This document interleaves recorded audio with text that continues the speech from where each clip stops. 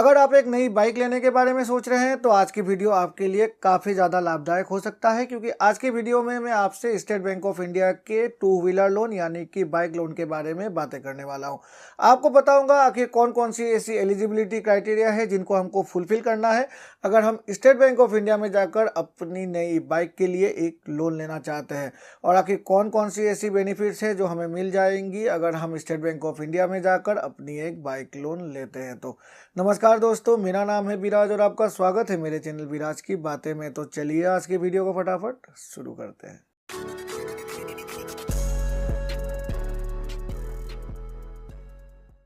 State Bank of India से अगर हम एक टू व्हीलर लोन लेना चाहते हैं तो कुछ एलिजिबिलिटी क्राइटेरिया है जिनको हमको फुलफिल करना है। सबसे पहले तो एज आ जाती है। स्टेट बैंक ऑफ इंडिया में अगर हमें एक टू व्हीलर लोन लेना है तो मिनिमम एज रखा गया है 21 ईयर्स और मैक्सिमम एज रखा गया है 57 ईयर्स। मतलब 21 साल से नीचे के व्यक्ति और 57 साल से ऊपर के व्यक्ति स्टेट बैंक ऑफ इंडिया में जाकर टू व्हीलर लोन को अप्लाई नहीं कर सकते।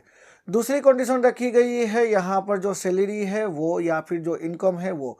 स्टेट बैंक ऑफ इंडिया में कोई भी व्यक्ति जाकर टू व्हीलर लोन को अप्लाई कर सकता है। अगर सर्विस होल्डर है तो वो भी जा सकते हैं, अगर सैलरी होल्डर है तो वो भी जा सकते हैं, अगर कोई प्रोफेशनल है या फिर कोई बिजनेसमैन हो तो वो भी अप्लाई कर सकते हैं, अगर कोई ऐसा व्यक्ति है जिसकी सोर्स ऑफ अर्निंग एग्रीकल्चर है, मतलब अगर सिंपल शब्दों में कहे अगर किसान भाई है तो वो भी स्टेट बैंक ऑफ इंडिया से जाकर एक टू व्हीलर लोन एक नई बाइक खरीदने के लिए अप्लाई कर सकते हैं।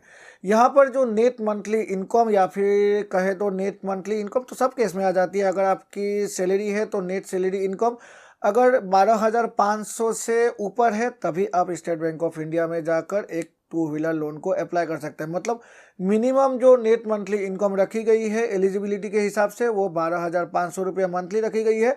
और ईयरली अगर हम बातें करें प्रोफेशनल्स या फिर बिजनेसमैन या फिर एग्री इनकम जनरेट आदमी के लिए, किसी व्यक्ति के लिए, तो उनकी रखी गई है नेट ईयरली इनकम 1.5 लाख रुपये।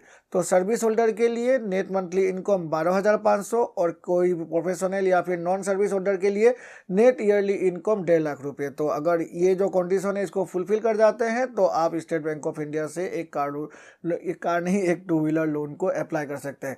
हाँ, और एक बात आपको ध्यान में रखनी है, ये तो कॉमन है, अगर आप किसी भी बैंक से लोन को लेंगे तो आपकी क्रेडिट स्कोर अच्छी होनी चाहिए।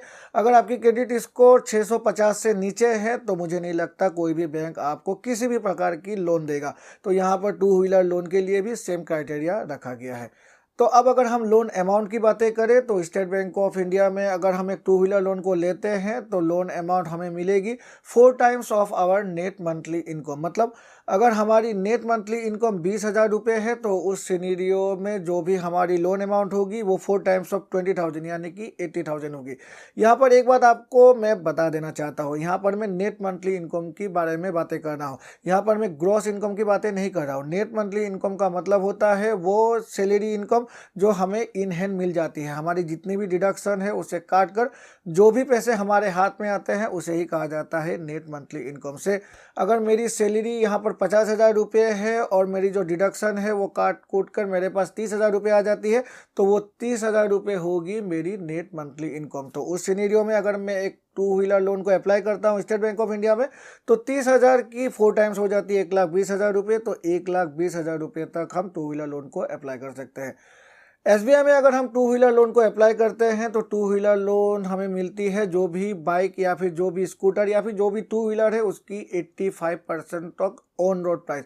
मतलब अगर हमारी जो भी प्राइस है बाइक की या फिर जो भी टू व्हीलर है उसकी बाइक की प्राइसिंग प्लस जो भी इंश्योरेंस है प्लस जो भी रजिस्ट्रेशन है उसे जोड़कर जितनी भी प्राइसेस हो जाती है ऑन रोड प्राइस उसकी 85% तक फाइनेंस कर देती है State Bank of India as a loan. और अगर रीपेमेंट पीरियड की बातें करें तो रीपेमेंट पीरियड रखा गया है 36 मंथ और 48 मंथ यानी कि 3 से 4 साल। 4 साल से ऊपर की टेन्योर हमें नहीं मिलती है टू व्हीलर लोन की स्टेट बैंक ऑफ इंडिया में।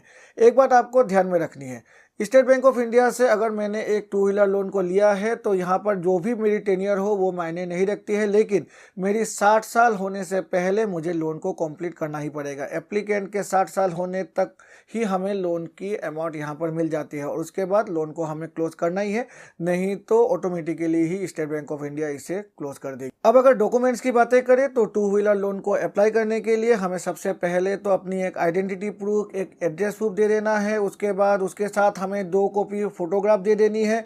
हमें अपनी जो अकाउंट है उसकी लास्ट 6 महीने की स्टेटमेंट दे देनी है। अगर हम एक सर्विस होल्डर है, एक सैलरीड क्लास है जिसकी salary state Bank of India में हो रही है, तो यहाँ पर हमें जो अपनी सैलरी स्लिप है वो हमें यहाँ पर प्रेजेंट कर देना है या फिर हमें फॉर्म 16 ही दे देना है।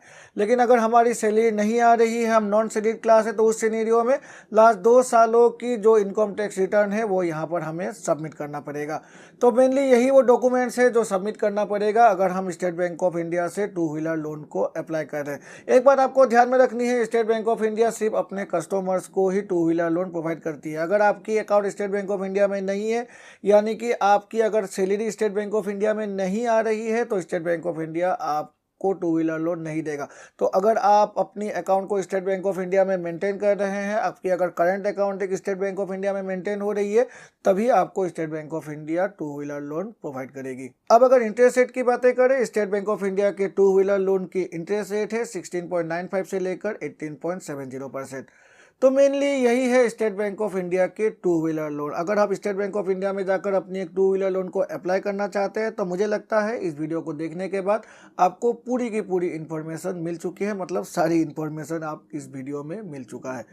अगर इस वीडियो को देखने के बाद आपको लगता है हाँ मैंने कुछ नया इन्फॉर्मेशन आपको दिया है, तो मेरे चैनल को लाइक और सब्सक्राइब करें। सब्सक्राइब करके बेल आइकन को प्रेस करें, जिससे कि मेरे ऐसे ही नए वीडियोस की नोटिफिकेशन तुरंत आपके पास मिल जाया करेगी। तो चलिए मिलते हैं अपने अगले वीडियो में, तब तक के लिए good bye and take care.